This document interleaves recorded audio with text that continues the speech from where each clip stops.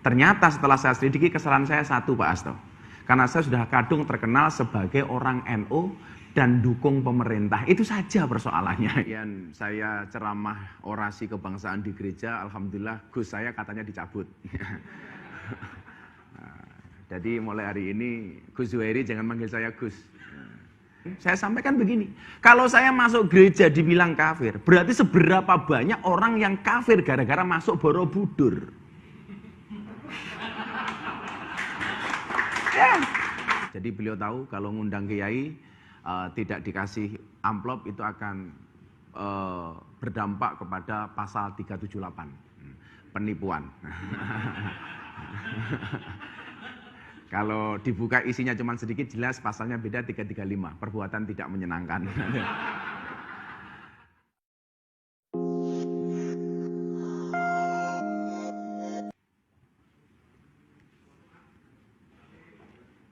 Assalamualaikum warahmatullahi wabarakatuh. Selamat sore, salam sejahtera untuk kita semuanya. Hamdan wa syukranillah, salatu wassalamu ala rasulillah, Sayyidina Maulana Muhammad ibni Abdillah, wa la hawla wa la quwata illa billah, amma ba'd. Ibu Ketua Umum, Ibu Hajah Megawati Soekarno Putri yang saya hormati, para sekjen, Gus Hasto,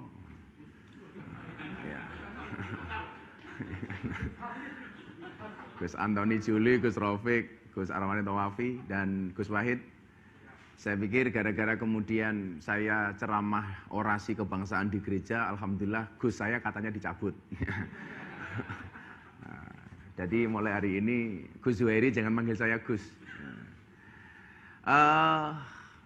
Tausiah kebangsaan akan saya sampaikan secara seksama dan dalam tempo yang sesingkat-singkatnya.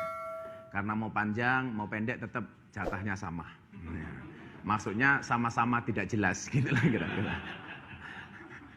Tapi saya meyakini karena Sekjen Gus Hasto tahu hukum, jadi beliau tahu kalau ngundang kiai tidak dikasih amplop itu akan berdampak kepada pasal 378, penipuan. Kalau dibuka isinya cuma sedikit jelas, pasalnya beda 335, perbuatan tidak menyenangkan. Saya mau cerita bahwa kehadiran saya ini baru live yang saya sampaikan baru di kantor DPP PDI ini. Saya hadir di Gereja Penjaringan atas undangan Bapak Pendeta Johan melalui PBNU. Kebetulan di situ juga hadir Gubernur DKI yang meresmikan gereja karena acaranya adalah peresmian bukan peribadatan. Maka di situ juga ada banyak tokoh-tokoh agama yang lainnya yang bergabung dalam FKUB, Forum Kerukunan Umat Beragama. Dan saya memutuskan datang kenapa? Karena bagi saya inilah Indonesia. Tapi lucunya ketika kemudian video itu beredar, banyak orang yang kemudian mengkritisi apa yang saya lakukan. Bahkan saya dianggap kafir. Walaupun saya dengan sederhana menjawab, kalau saya dianggap kafir ya sederhana lah, syahadat lagi kan selesai. Gitu loh. Kalau kemudian saya dianggap sesat ya kembali ke jalan yang benar. Kalau kemudian saya dianggap salah ya saya kembali ke jalan yang lurus. Itu saja sebenarnya. Tapi lucunya kemudian dari sekian banyak tokoh yang pernah hadir di gereja, kenapa hanya saya yang dipermasalahkan? Bahkan sampai hari ini nama saya trending di semua media, trending di Twitter nomor 1. Bahkan 1 menit puisi saya di gereja yang terakhir itu di Amerika dan di Australia itu ditranslate dalam bahasa Inggris. Dalam bahasa Inggris. Dan mendapat apresiasi yang luar biasa di luar sana. Lucunya di Indonesia saya banyak dicaci maki. Ternyata setelah saya selidiki kesalahan saya satu, Pak Asto. Karena saya sudah kadung terkenal sebagai orang NU dan dukung pemerintah. Itu saja persoalannya. Nah, kenapa kemudian hal itu saya lakukan? Para pemirsa, saya sampaikan, kebetulan saya ditakdirkan oleh Allah untuk membuat pesantren di lingkungan kawan-kawan Nasrani. Tetangga saya hampir 60% itu Katolik. Jadi selatan saya itu rumahnya pendeta, utara saya itu kuburan. Dan subhanallah, hampir dapat dipastikan saya tidak pernah bertengkar dengan tetangga utara saya. Kuburan, Pak, kuburan itu. Bagaimana kemudian kita menjalankan peribadatan dan muamalah yang luar biasa di kampung saya ini. Makanya Pak Hasto orang Jogja besok saya tagih untuk datang ke pondok saya. Nah, di tempat saya itu Bapak Ibu merupakan gambaran inilah miniatur Indonesia. Bagaimana kemudian walaupun kita berbeda soal agama, berbeda soal keyakinan, tetapi kita mampu menjaga kerukunan. Kerukunan inilah hari ini yang paling mahal di Indonesia. Maka saya jadi teringat ketika satu saat Nabi Ibrahim alaihissalam itu memberikan makan kepada tetangganya. Nabi Ibrahim itu dikenal sebagai kekasihnya Allah gara-gara suka nraktir orang untuk makan. Sama dengan Gus Zuhairi, sering minta ditraktir makan. Satu ketika Nabi Ibrahim ketika mau menghidangkan makanan, tetangganya dipanggil, yuk kamu makan. Ketika mau makan, ditanya sama Ibrahim, kamu nyembah siapa? Sesembahan kita sama Ibrahim, yaudah kamu makan. Ada lagi orang datang, kamu nyembah siapa? Sesembahan kita sama. Sampai ada satu orang ketika ditanya oleh Ibrahim, kamu nyembah siapa? Sorry Ibrahim, sesembahan kita berbeda. Maka Ibrahim mengatakan, karena kamu tidak menyembah Tuhanku, sorry kamu gak boleh ikut makan. Gara-gara kemudian Ibrahim mengusir orang yang sesembahnya tidak sama dengan Ibrahim, Nabi Ibrahim ditegur langsung oleh Allah. Ibrahim, kenapa dia nggak kamu kasih makan? Apa jawaban Ibrahim? Dia tidak saya kasih makan karena sesembahan dia beda dengan sesembahan saya. Aku menyembah engkau ya Allah, sementara dia menyembah yang lainnya. Apa jawaban Allah kepada Ibrahim? Ibrahim, orang yang nyembah aku dan tidak nyembah aku adalah hambaku. Yang nyembah aku kasih rizki. Yang tidak nyembah aku kasih rizki. Lah kamu loh Ibrahim, hanya ngasih makan sekali kok kebanyakan syarat gitu loh. Iya kan? Kebanyakan syarat. Persis Sekjen Hasto, ngasih amplop sekali harus ngundang ngaji gitu loh. Seharusnya nggak perlu ngundang, dikasih lah gitu lah kira-kira itu.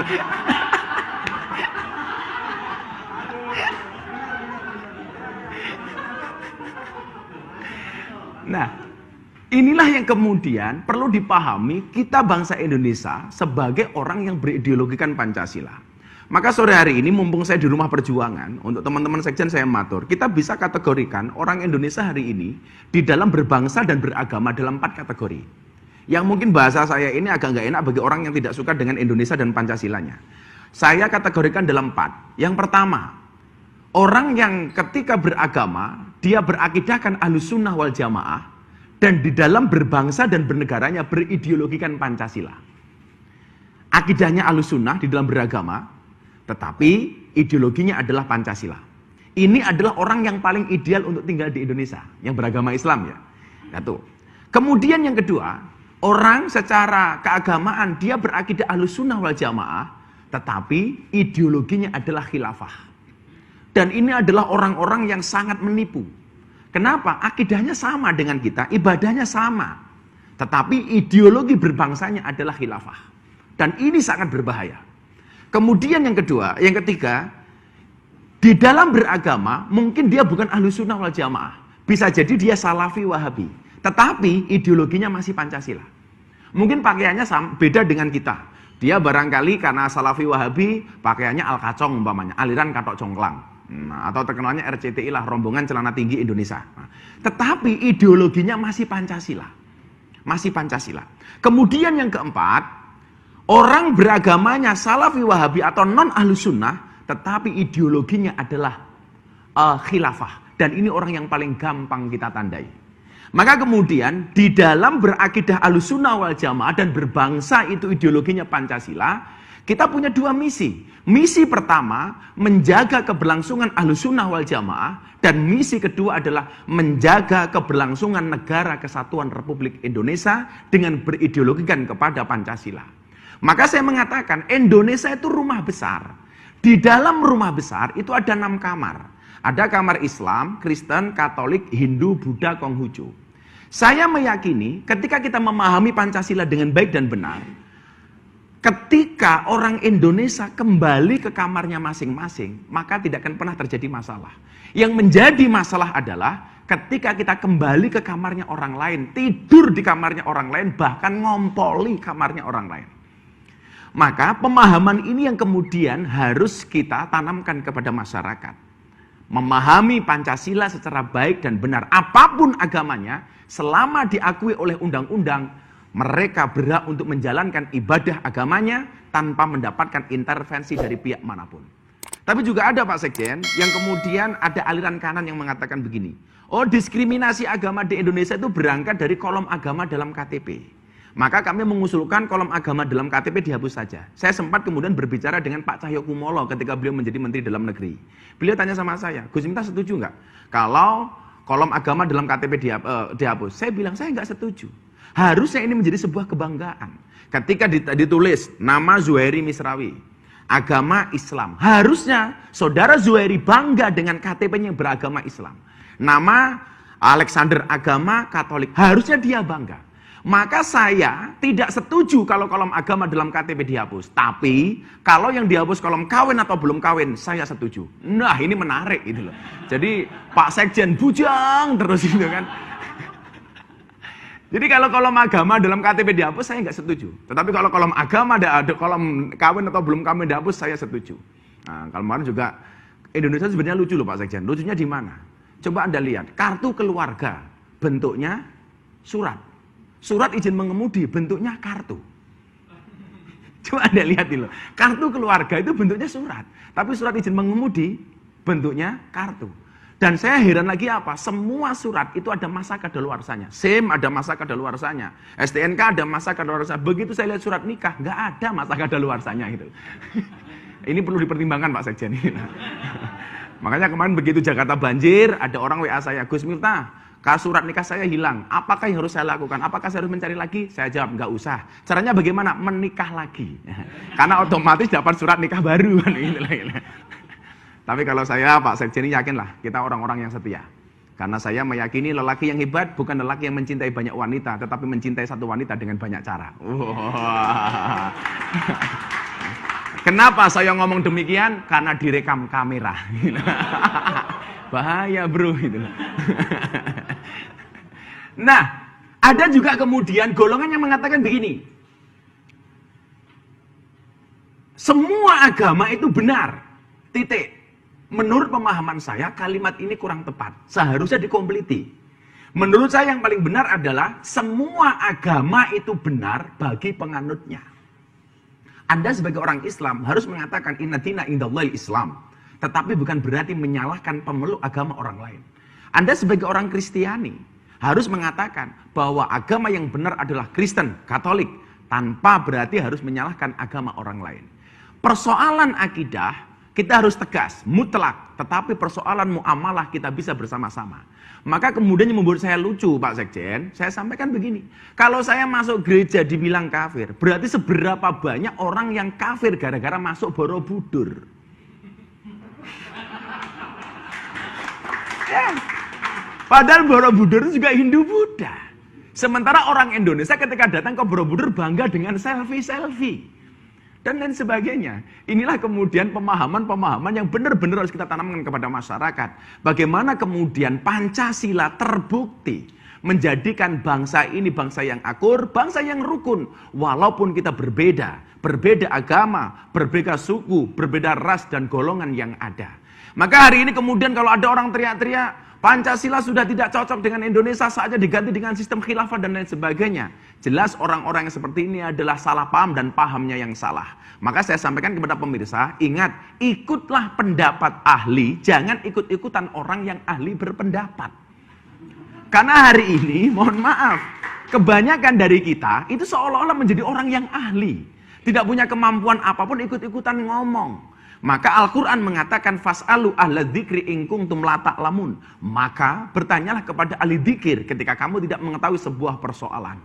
Dan saya juga menyarankan kepada teman-teman semua, hari ini perjuangan kita tidak dengan memikul senjata, tapi perjuangan kita hari ini tentunya dengan medsos. Maka saya sampaikan, postinglah yang penting, jangan yang penting posting. Karena hari ini kita butuh konten, kadang-kadang ngawur. Tidak memposting sesuatu yang penting, tapi yang penting posting. Dan Pak Sekjen saya laporkan, kalau kita mau hitung-hitungan medsos, kita orang-orang yang pro NKRI, pro kebinekaan, sangat tertinggal Bapak. Coba kita lihat, bagaimana kemudian saya sering matur kepada teman-teman pejabat, orang-orang kayak saya, kayak Deddy Corbuzier, orang-orang yang pro dengan kebinekaan, sampai hari ini tidak pernah kemudian diopeni oleh pemerintah. Sering kali kemudian ketika ada isu-isu kepada pemerintah, yang justru mempunyai kontranarasi yang paling bagus adalah tokoh-tokoh seperti kami. Bagaimana kemudian ketika Pak Jokowi dikritik masalah vaksin, saat itu orang mengatakan apa? Ada COVID, minta vaksin. Ada vaksin, minta sertifikasi halal dari MUI. Ada sertifikasi halal, minta presiden disuntik duluan. Presiden mau, minta di live. Live jangan diedit, jangan-jangan vaksinnya beda dan lain sebagainya. Yang menjawab kita, apa saya sampaikan? Kamu kok sukanya nyari-nyari kesalahan presiden terus. Giliran bantuan sosial untuk COVID, kamu ngantri duluan.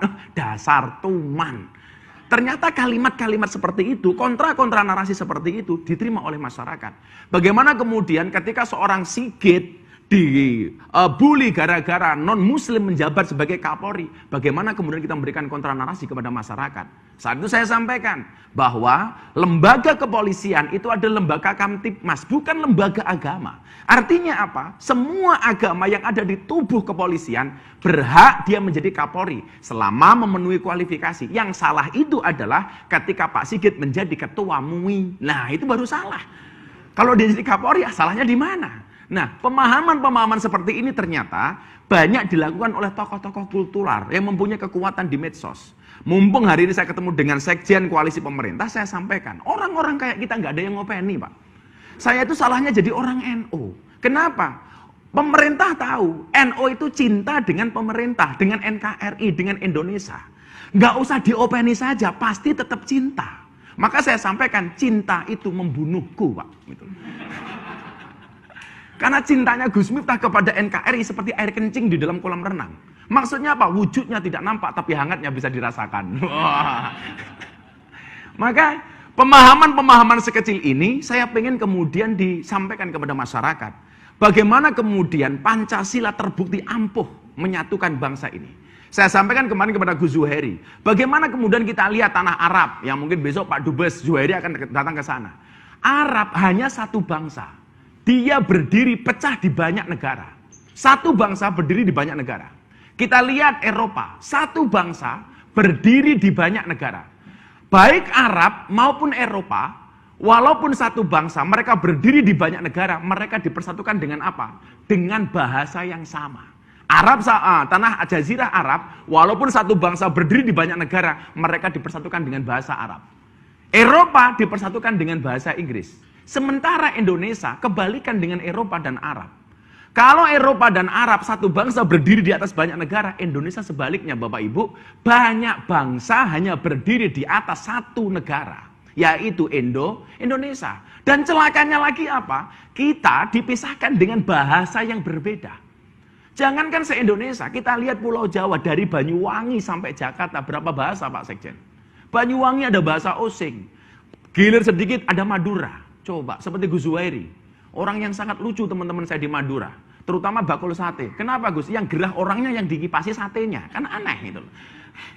Ya kan? Kemudian masuk lagi ke Surabaya, kita mengenal bahasa-bahasa yang agak kasar seperti danco. Walaupun mohon maaf, danco itu bukan misuh, karena itu adalah nama tokoh di Belanda, Danko, yang kemudian diabadikan menjadi nama tank. Tank yang namakan Danko adalah tank yang agak kecil. Ketika masuk kampung-kampung di Surabaya, orang Surabaya teriak-teriak, Danco, Danco, Danco. Kenapa? Karena orang Surabaya nggak bisa bilang Danko.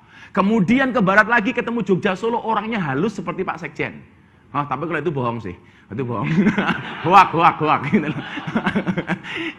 Ke barat lagi, kita ketemu dengan Banyumasan. Bahasa yang sangat-sangat indah dengan bahasa ngapakiahnya. Nah, kenapa saya itu nggak ngerokok Pak Sekjen? Gara-gara saya dulu pernah ngaji di rumahnya Dalang Entus almarhum, ditawarin ngerokok pakai bahasa ngapak. Pak Kiai, kisuk-kisuk ngobori cocot. Ya Allah, jadi bahasa ngerokoknya ngapak itu adalah ngobori cocot Pak. Gitu. Berangkat lagi ke barat, kita ketemu dengan bangsa Sunda, dengan bahasa lagi yang berbeda. Yang paling luar biasa Pak, ada orang ngapak masuk ke kampung Sunda, begitu masuk nginjak kotoran. Orang ngapak bilang, "Tai ini siapa Kiai?" Orang Bandung jawab, "Iya mah taina urang." Orang ngapaknya protes, "Inyong nggak percaya, taina urang kok gedene sekiye." Ke barat lagi ketemu Jakarta dan sebagainya. Ternyata keberagaman yang ada dengan banyaknya kerajaan yang ada di Indonesia, terbukti Indonesia bisa bersatu dengan Pancasila sebagai ideologinya. Maka hari ini orang-orang yang meragukan Pancasila, yang teriak-teriak, "Ganti Pancasila dengan sistem khilafah," lu siapa? Saya satu ketika di Jakarta, Jen, saya begitu jalan ada orang demo, "Ganti Pancasila dengan khilafah," takbir, Allahu Akbar. Kaca mobil saya buka, langsung saya jawab, "Sami Allahu liman hamidah." Malah kayak orang sholat toh. Sopir saya langsung jawab, Rabbana walakal hamd. Nah, maka walaupun kita berbeda, beda agama, beda golongan, kita bisa saling menghormati selama kita memahami ideologi Pancasila. Enggak semuanya harus sama, Pak. Nanti barangkali Bapak mau makan di sana buka puasa, kita makan sambal. Saya bilang begini, kenapa sambal itu nikmat? Sambal itu nikmat karena dari bahan dasar yang berbeda, Pak. Ditumbuk dalam satu tempat. Di situ ada cabai, ada bawang, ada terasi, ada garam, ada penyedap. Ditumbuk dalam satu tempat namanya cobek. Mereka menjadi satu tanpa menghilangkan identitas masing-masing. Dan begitu bersatu dimakan rasanya enak. Coba Anda bayangkan kalau Anda makan sambal, dimakan cabenya dulu, baru kemudian bawangnya, dan terakhir ditutup dengan terasi. Cangkemmu nyonyor, Pak. Pasti rasanya nggak enak, Pak, itu loh. Saya mengibaratkan Pancasila cukup dengan satu cawek sambal, Pak. Tanpa kemudian menghilangkan identitasnya masing-masing. Tanpa kemudian merasa lebih. Oh, ini sambal enak gara-gara saya cabenya. Enggak, gara-gara saya terasinya. Enggak.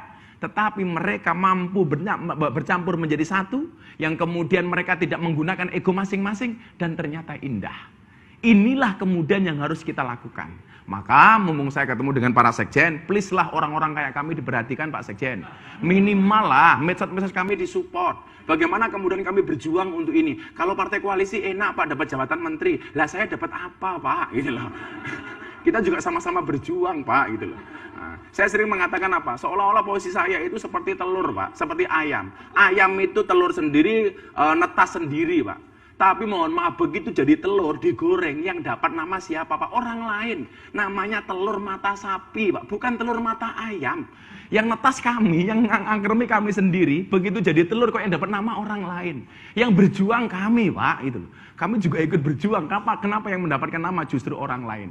Bagaimana kemudian kelompok-kelompok intoleran didukung dengan support dana yang luar biasa, didukung dengan support sistem yang luar biasa, sementara nggak ada perhatian bagi kami. Tapi inilah apapun yang terjadi, right or wrong, Indonesia is my country. Akhirnya Bapak Ibu, terlepas dari itu semua, mari semuanya kita bersabar, belajar dari sabarnya orang berpuasa. Ini udah mau masuk buka puasa, saya sampaikan begini, Bapak Ibu, orang puasa itu lapar, haus, dahaga. Kenapa dia bisa bersabar? Jawabannya satu, Pak. Orang puasa itu walaupun dia haus, lapar, dan dahaga, kenapa dia mau bersabar? Karena orang berpuasa yakin adzan maghrib pasti datang. Nah, maka apapun keadaan bangsa ini kita harus bersabar dan tawakal kepada Allah karena yakin jalan keluar dari Allah pasti akan datang. Terakhir saya sampaikan, kenapa kaca mobil bagian depan jauh lebih besar daripada kaca spion? Anda lihat, kaca mobil bagian depan pasti lebih besar daripada kaca spion. Jawabannya adalah karena masa depan bangsa Indonesia jauh lebih besar daripada masa lalunya. Terima kasih. Assalamualaikum warahmatullahi wabarakatuh.